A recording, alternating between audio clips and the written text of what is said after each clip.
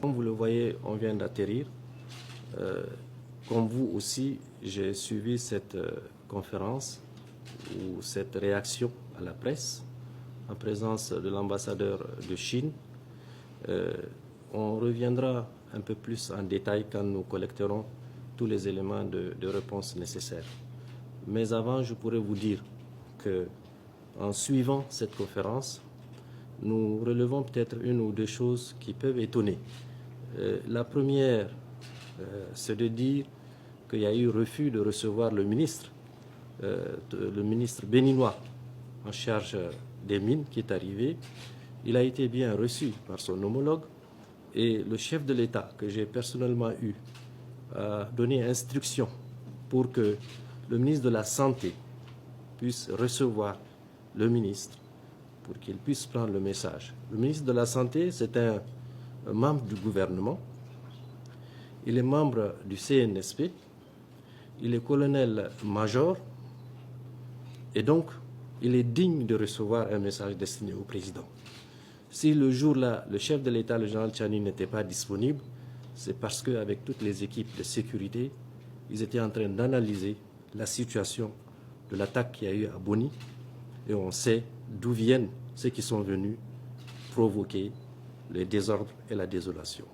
Donc ça, c'est un premier aspect. Le deuxième, quand le chef de l'État béninois dit que le contenu de son message était un message d'apaisement, alors qu'il précise que c'est pour annoncer que tant que la frontière n'est pas ouverte, rien ne saurait se faire, sachant pertinemment que la position de notre pays est le maintien de la frontière fermée pour raison de sécurité, on s'interroge qu'est-ce que ça veut dire, sachant que nous avons cette position et dire que c'est un message d'apaisement. Il faut s'interroger.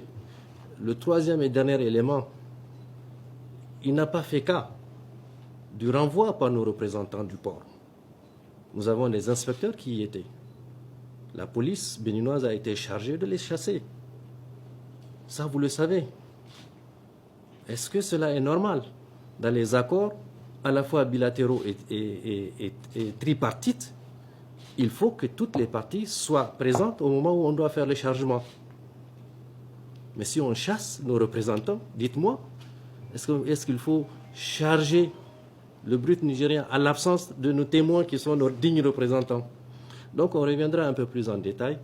Nous continuons à dire que le Niger n'a aucune responsabilité dans ce qui arrive.